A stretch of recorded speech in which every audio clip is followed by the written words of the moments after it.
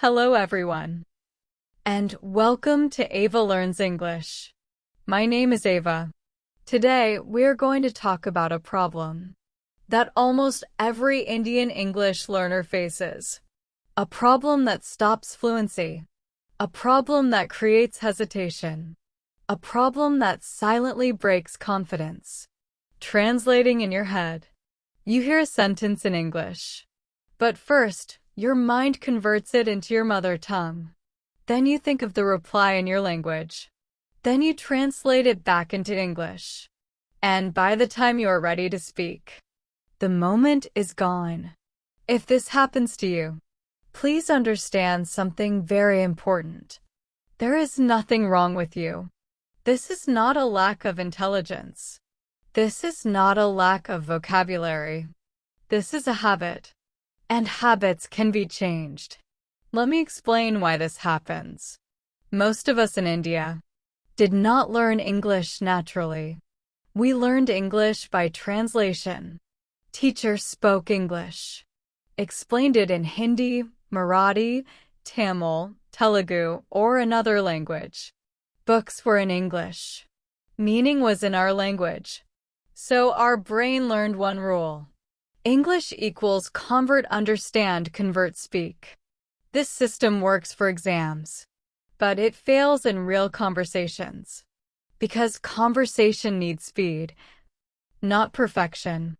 When you translate in your head, your brain is doing too much work at the same time. It is remembering grammar, finding correct words, translating meaning, checking for mistakes. That's why you feel tired. That's why you feel stuck. That's why your mind goes blank. Now listen carefully. Fluent speakers do not translate.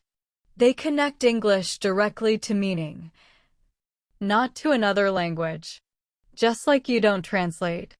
When someone says your name, if I say your name, you don't convert it into another language to understand it. You just know. That is exactly how English fluency works. And the good news is, you can train your brain to do this. But first, you must stop chasing perfect sentences. Perfection forces translation. Simple thinking removes it. Let me give you an example. If you want to say, most learners first think this sentence in their language, then translate it to, I am feeling hungry. That's okay. But notice the process. Instead, you should connect hungry directly to the feeling in your body. Empty stomach, hungry. No translation needed. This is how children learn language. They don't translate words. They connect words to experience. Now here is a truth many learners don't hear. You don't need to think in English all the time.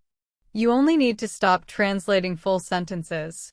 Thinking in English starts with thinking in phrases. Small phrases. Daily phrases. Repeated phrases. For example, I don't know. I think so. Maybe later. Let me see. You don't need to translate these. You just use them. At first, it will feel uncomfortable. Your brain will try to translate. That's normal. Uncomfortable means your brain is learning something new. Now let me say something very important for Indian learners. Your mother tongue is not your enemy. It is your strength. But when speaking English, you must stop using it as a bridge. Because bridges slow you down. Direct connection is faster. In the next part, I will show you practical methods to stop translating in your head and start responding naturally in English. Methods you can use in daily life without pressure, without fear. Part 2. Practical techniques plus daily practice plus strong ending. Now let's move forward. In this part, we will focus on how to stop translating and how to slowly train your brain to respond in English naturally. The first method is very simple. Stop forming full sentences in your head. Instead, respond with short English reactions. For example, yes, no, maybe, I think so, not really. These responses don't need translation. They come out naturally. Fluency grows from small responses, not long speeches. The second method is thinking in situations, not sentences. Don't ask yourself, how do I say this in English?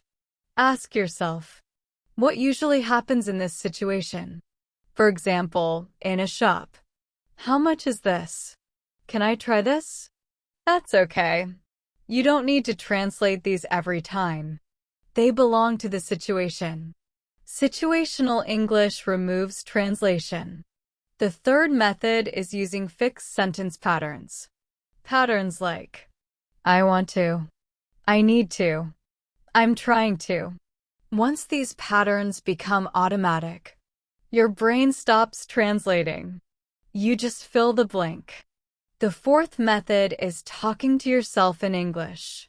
Not full conversations. Just simple narration. I'm getting ready.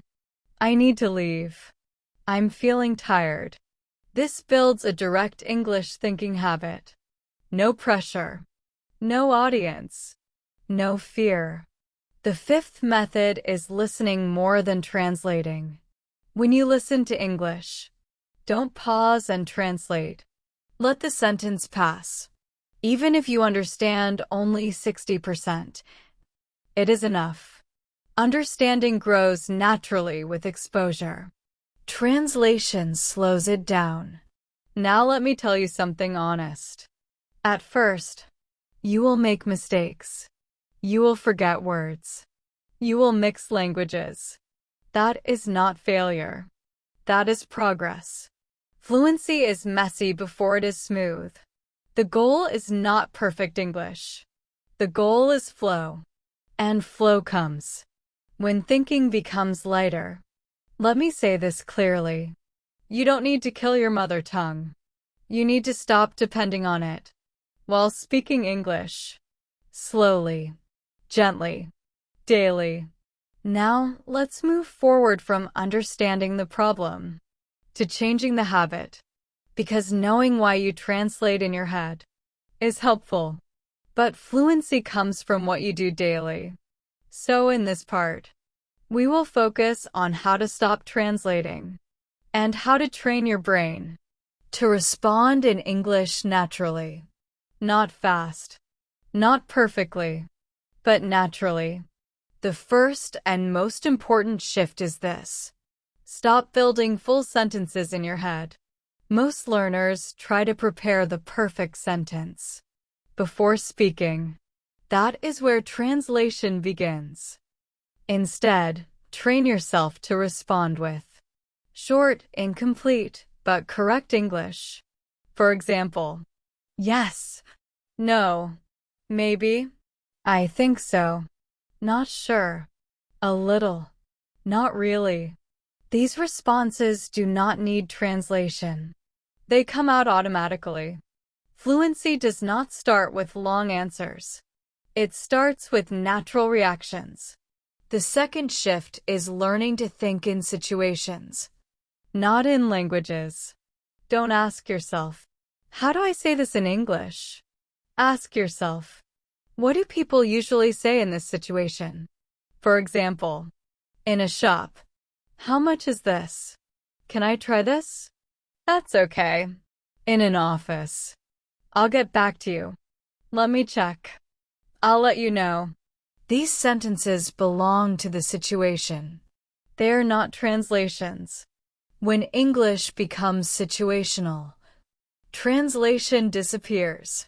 The third shift is using fixed sentence frames. English has many common frames that repeat everywhere. For example, I want to, I need to, I'm trying to, I'm looking for, I'm not sure if. Once these frames become familiar, your brain stops translating word by word. You only fill the idea. This is how fluent speakers speak. not by building sentences, but by using patterns. The fourth shift is something many learners ignore. Talk to yourself in English. Not full conversations. Not grammar practice. Simple, real thoughts. For example, I need to wake up early. I'm feeling tired today. I should drink some water. I have a lot of work. This creates a direct connection between English and your daily life. No pressure. No judgment. Just habit. The fifth shift is how you listen to English. Most learners pause mentally to translate each sentence. This breaks flow. Instead, allow English to pass through your mind without stopping it. Even if you understand only 60 or 70%, it is enough. Your brain fills gaps naturally. When you listen more, translation blocks this process. Exposure builds it. Now let me say something very honest. At the beginning, your English may feel broken. You may mix languages. You may forget words. You may repeat simple phrases. This is not failure. This is exactly how fluency is built. Fluent English is not clean at first. It becomes clean with use. One important thing for Indian learners. You don't need to stop loving your mother tongue. You don't need to remove it from your life. You only need to stop depending on it. When you speak English, think of it like learning to ride a cycle. At first, you need support. Later, balance comes naturally. Translation is support. Fluency is balance. Let me slow this down and say it clearly. You don't need to force yourself to think in English all the time. You only need to stop translating every sentence in your head. Start with reactions. Move to situations. Use patterns. Practice daily. Little by little, English will stop feeling heavy. And when English feels light, speaking becomes natural. This is Ava from Ava Learns English. If you feel stuck while speaking, don't blame yourself. Change the habit, not your confidence. Stop translating in your head, and English will start flowing on its own. Keep practicing, keep listening, and keep speaking even if it's simple. That's how fluency really begins.